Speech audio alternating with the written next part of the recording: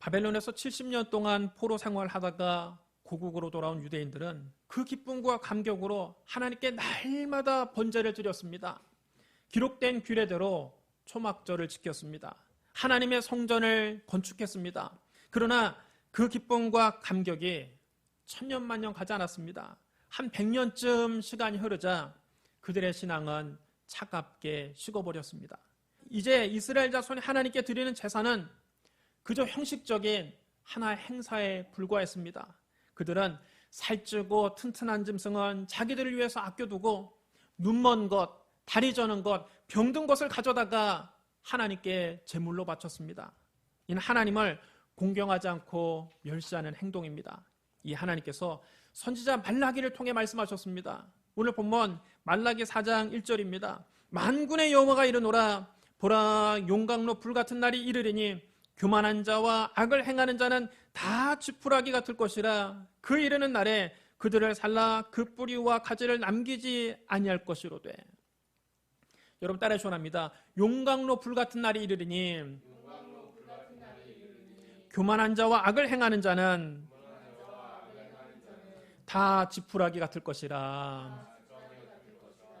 하나님 앞에서 교만한 자와 하나님을 공경하지 않고 악을 행하는 자에게는 반드시 하나님의 심판이 있습니다. 용광로 불같은 심판이 임할 텐데 그때 그들은 지푸라기 같을 것입니다. 심판의 불이 그들을 다 불살라서 그 뿌리와 가지를 남기지 않고 모조리 태워버리실 것입니다. 하나님은 그 심판을 당신의 아들에게 맡기셨습니다. 예수님 말씀하셨습니다. 아버지께서 아무도 심판하지 아니하시고 심판을 다 아들에게 맡기셨으니 이는 모든 사람으로 아버지를 공경하는 것 같이 아들을 공경하게 하려 하심이라. 아들을 공경하지 아니하는 자는 그를 보내신 아버지도 공경하지 아니하느니라. 아버지 하나님은 심판을 그 아들 예수 그리스도에게 맡기셨습니다. 하나님의 아들 예수 그리스도를 공경하지 않는 자는 그를 보내신 아버지 하나님도 공경하지 않는 겁니다. 하나님은 그 아들 예수 그리스도를 보내시기 전에 그의 길을 준비하는 자로 세례 요한을 앞서 보내셨습니다. 세례 요한은 예수님보다 6달 먼저 태어났습니다. 요한은 낙타 털옷을 입고 허리에 가죽띠를 띠고 메뚜기와 석청을 먹으면서 경건한 생활을 했습니다. 요한이 광야에서 외쳤습니다. 회개하라, 천국이 가까이 왔느니라. 이 단순한 메시지가 영적으로 잠자고 있는 백성들을 깨웠습니다.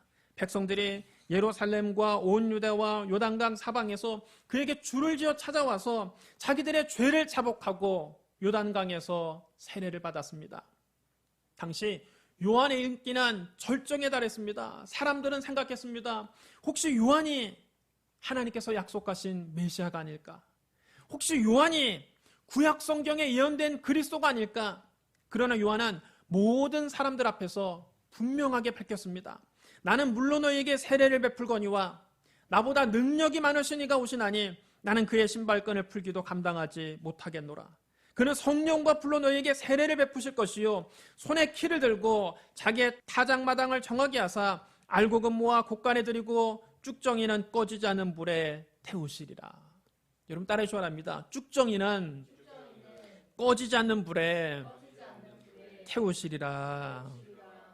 요한은 자기는 그리스도가 아니라고 분명하게 밝혔습니다. 자기보다 능력이 많으신 이가 오신다는 겁니다. 자신은 그의 신발끈을 풀기도 감당하지 못하겠다고 했습니다. 그분이 바로 예수 그리스도입니다. 예수 그리스도가 최후의 심판자입니다.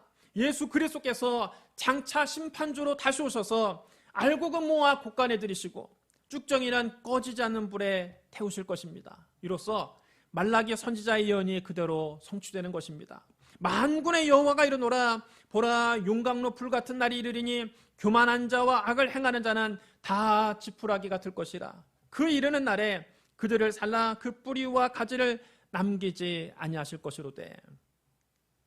그러나 우리 하나님은 진노 중에도 긍휼을 잊지 않으시는 분입니다. 하나님은 용광로 불같은 심판만 예언하신 것이 아니라 따뜻한 햇볕 같은 치유와 회복도 약속하셨습니다.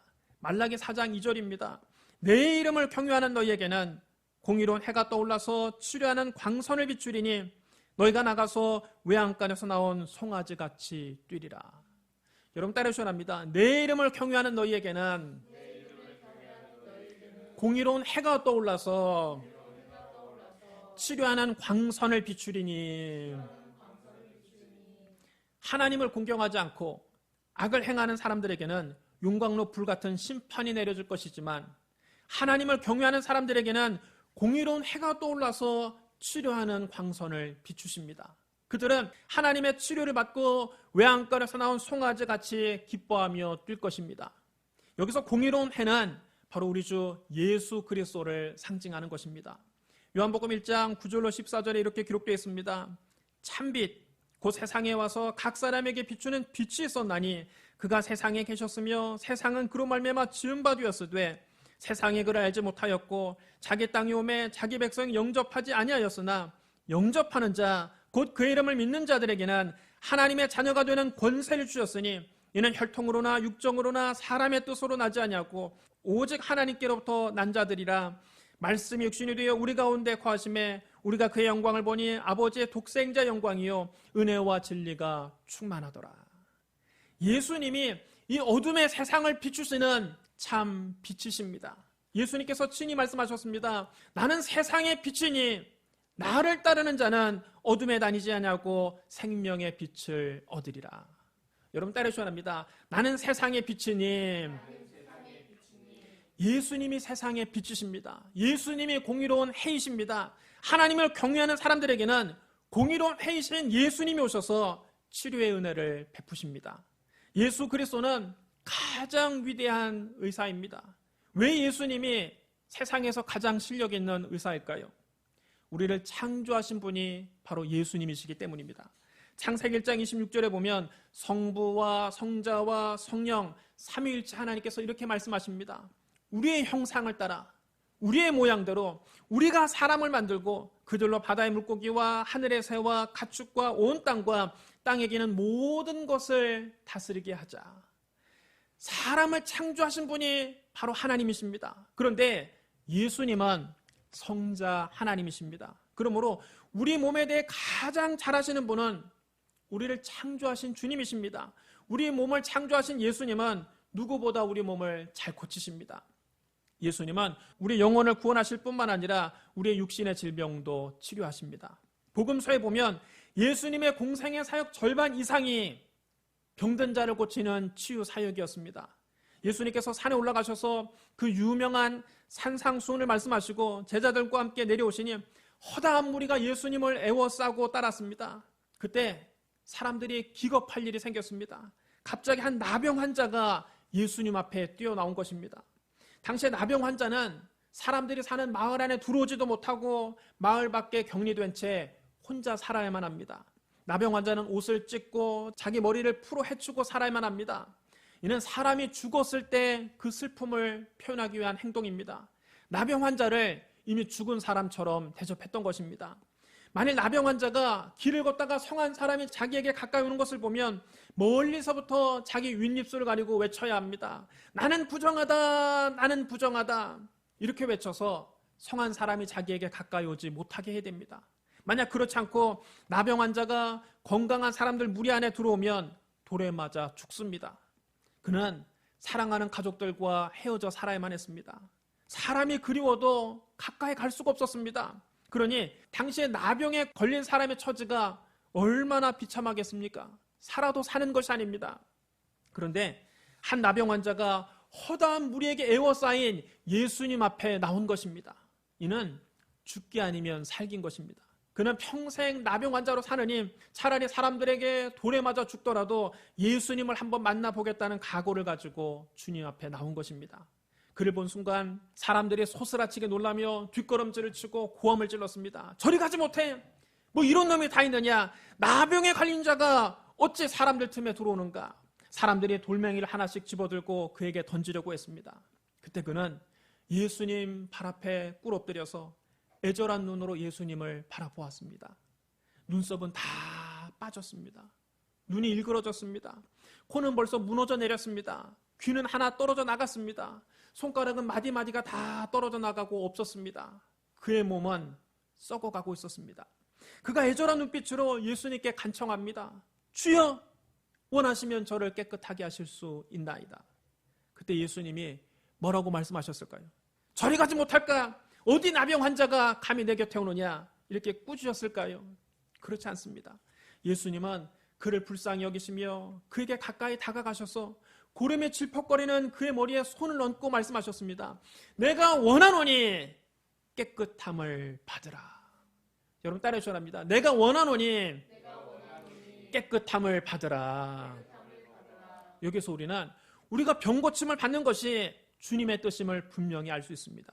내가 병이 낫는 것이 주님의 뜻인가 아닌가, 많은 사람들이 이 문제에 대한 확신이 없습니다. 그래서 예수를 믿는다고 하면서도 병 고침에 대해서 회의적인 사람들이 많이 있습니다. 이 나병 환자도 예수님에게 나병을 고칠 만한 능력이 있고도 남는다는 것을 믿었습니다. 그러나 자기가 고침받는 것이 과연 주님의 뜻인지 아닌지 확신이 없었습니다. 그래서 주여 원하시면 저를 깨끗하게 하실 수 있나이다, 이렇게 고백했던 것입니다. 이 말은 주여 제 병이 낫는 것이 주님의 뜻입니까 아닙니까 물어본 것입니다.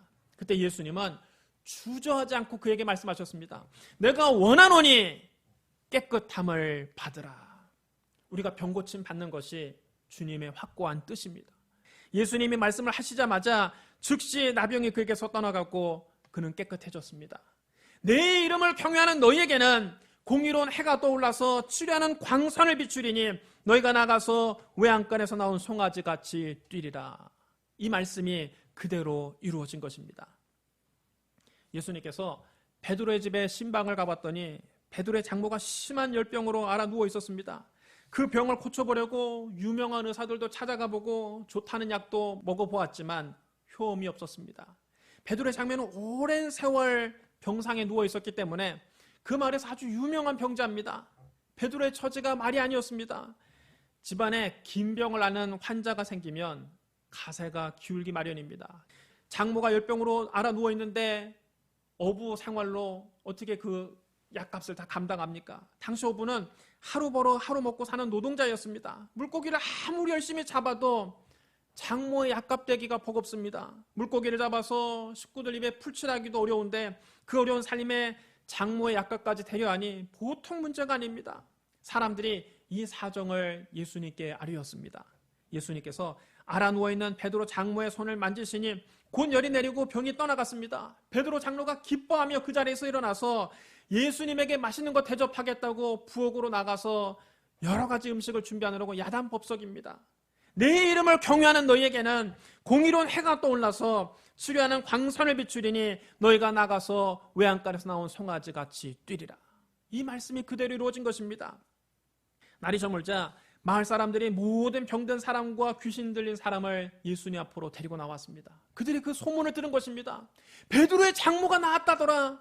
예수님이 그를 고치셨다더라. 이 소문을 듣고 마을 사람들이 베드로 집 앞에 문전성시를 이루었습니다. 어떤 의사도 고치지 못했던 고질병이 나았다는 소식을 듣고 병자들이 몰려든 것입니다. 마태복음 8장 16절에 이렇게 기록되어 있습니다. 저물매 사람들이 귀신 들린 자를 많이 데리고 예수께 오거늘 예수께서 말씀으로 귀신들을 쫓아내시고 병든 자들을 다 고치시니. 여러분 따라해 주셔야 합니다. 병든 자들을 다 고치시니. 예수님은 그날 밤 주님 앞에 나온 모든 병자를 다 고치셨습니다. 어떤 환자는 고쳐주시고 어떤 환자는 그냥 돌려보내지 않았습니다. 감기 환자는 고쳐주시고 암 환자는 내 자신이 없으니 돌아가라 말씀하지 않으셨습니다.